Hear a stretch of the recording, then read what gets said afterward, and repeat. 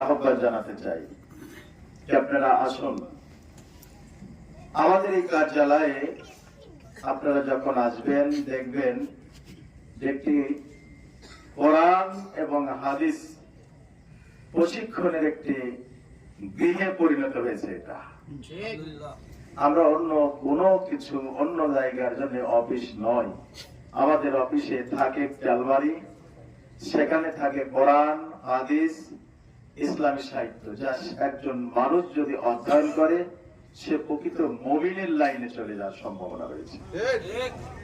সম্মানিত ভাইয়েরা আমার, এই জন্য আপনাদেরকে আহ্বান জানাতে চাই যে বাংলাদেশে আমরা অনেক কার্যালয় দেখেছি, গিয়েছি, সেখানে কি পাওয়া যায় আর জামাত ইসলামের কার্যালয়ে কি পাওয়া যায় সেখানে আর জন্য আপনাদেরকে আমি আহ্বান জানাচ্ছি। আসুন, আমাদের কার্যালয়ের প্রধান হাতিয়ার থাকে কোরআন, দ্বিতীয় নম্বর হলো হাদিস, তৃতীয় নম্বর হলো বিভিন্ন মনীষীদের লেখা ইসলামী সাহিত্য।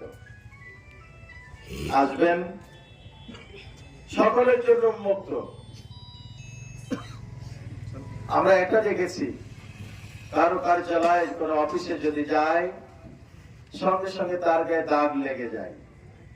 বাংলাদেশ জামাত ইসলামের কার্যালয়ে আসবেন, আপনার একটা দাগ লাগবে, সেটা হলো কোরআনের দাগ, হাদিসের দাগ। কোন রাজনৈতিক দলের দাগ আপনাদের গায়ে লাগবে না। ক্লিয়ার কথা আপনাদের কাছে। আসবেন, কোরআন করবেন, হাদিস করবেন, এই দাগটা আপনার গায়ে লাগবে। আর রাজনৈতিক কোন দলের, জামাত ইসলামের কোন দাগ আপনার গায়ে লাগবে না।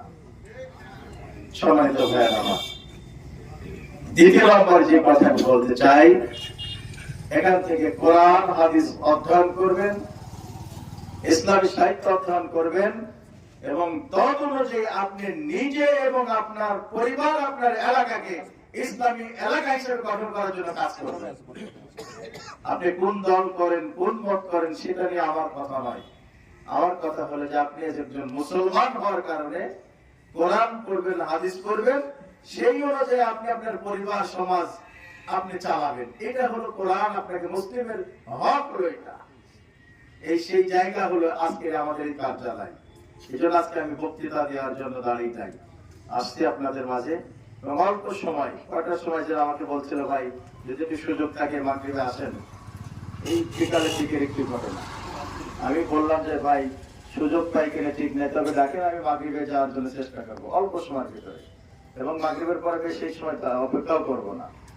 ঠিক আছে, আমরা সেখানে গিয়ে আনুষ্ঠানিকভাবে উদ্বোধন করি। তবে আনুষ্ঠানিক উদ্বোধন মানেই